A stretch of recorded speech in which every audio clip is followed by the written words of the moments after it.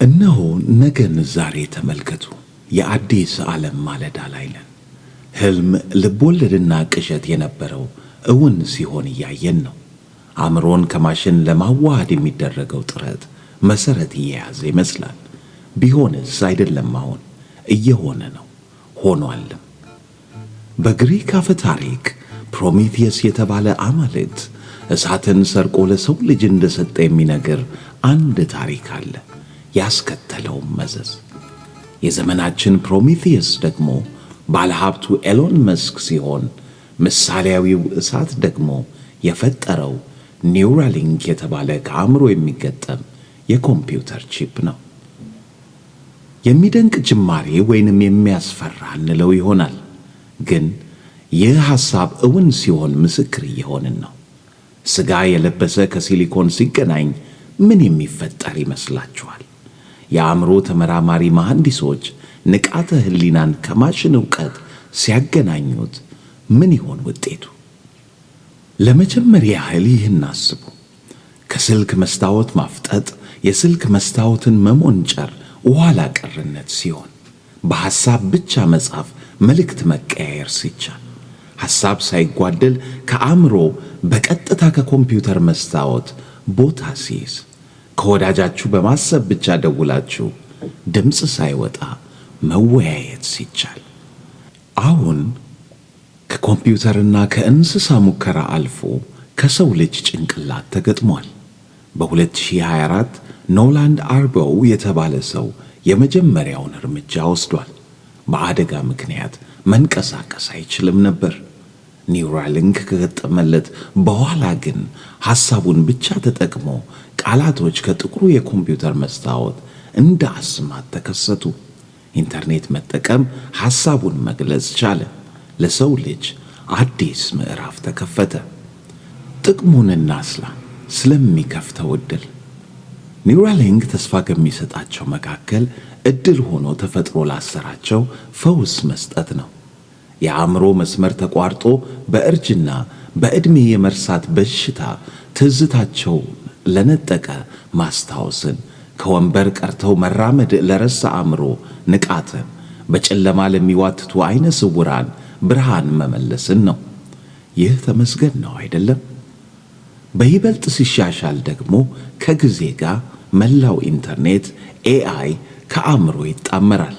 የዓለም ታሪክ፣ ቋንቋ፣ ዕውቀት እንደ አፕ ተገዝቶ መጫን ይቻላል ተብሎ ይጠበቃል። አሁንስ እንዴት ነው? አንድ ሌላ የግሪክ አፈ ታሪክ እንጥቀስ። ኢክረስ ስለተባለ አንድ ልጅ ይናገራል። ድንቅ የተባለ የእጅ ባለሙያ አባቱ ከእስር ለማምለጥ የሠራውን ከላባና ከሰም የተሠራ ክንፍ አድርጎ የአባቱን ማስጠንቀቂያ ችላ በማለት ከፀሐይ ቀርቦ እንደበረረ ይናገራል። በእምቢታ ከፀሐይ በመቅረቡም ሰሙን ፀሐይ አቅልጦ ክንፉ በመሰበሩ ሕይወቱን እንዳጣ። ታዲያ ይህ ግኝት ሰውን ከማሽን ማዋሃድ እንደ ኢክረስ በሰም የተሠራ ክንፍ አጥልቆ ከፀሐይ እንደ መቅረብ ይመስላችኋል?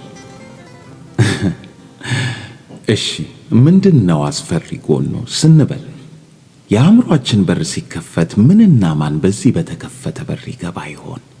ሀክ ቢደረግስ? ኮምፒውተር እንደመሆኑ ሌላ ሰው ተቆጣጥሮት ከንቃተ ሕሊና ገብቶ ቢመሽግስ? ቢደበላለቅና ማንነታችንን መለየት ባንችልስ? ጸጸት፣ ችግርና መከራ ሁሉ በድጋሚ እንደ ፊልም ማስታወስ፣ ማየት፣ ደግሞም መኖር ቢቻልስ? ያለፈን ችግርና መከራ እንደ መስታወት አሁን እንደሆነ ማየት ከተቻለ ሕይወት ሰቀቀን አይሆንም? በግሪክ አፈ ታሪክ እንደ መጀመራችን አንድ ምሳሌን ጨምርና ይብቃን። እንደ ማስጠንቀቂያ የሚነገር ታሪክ ነው። ፕሮሜቴየስ እሳትን ከአማልክት ሰርቆ ለሰው ልጅ ሲሰጥ፣ በዚህ የተበሳጨው ዚዩስ የሰውን ልጅ ለመቅጣት ፓንዶራ የተባለች ሴት እንድትሰራ አድርጎ ሁሉን ሰጣት ይባላል። ውበት፣ ማራኪነት፣ ዕውቀት። እናም እንዳትከፍተው ከማስጠንቀቂያ ጋር አንድ ሳጥን። ፓንዶራ ግን አላስችል ብሏት ይህንን ሳጥን ስትከፍት አብሮ ለሰው ልጅ ችግርና መከራ እንደወረደበት ይነገራል። በዘልማድ የፓንዶራ ቦክስ የሚባለው ማለት ነው። እናም ይህ ግኝት ለሰው ልጅ እንደ እሳት ታላቅ ለውጥ ሊያመጣ ይችላል።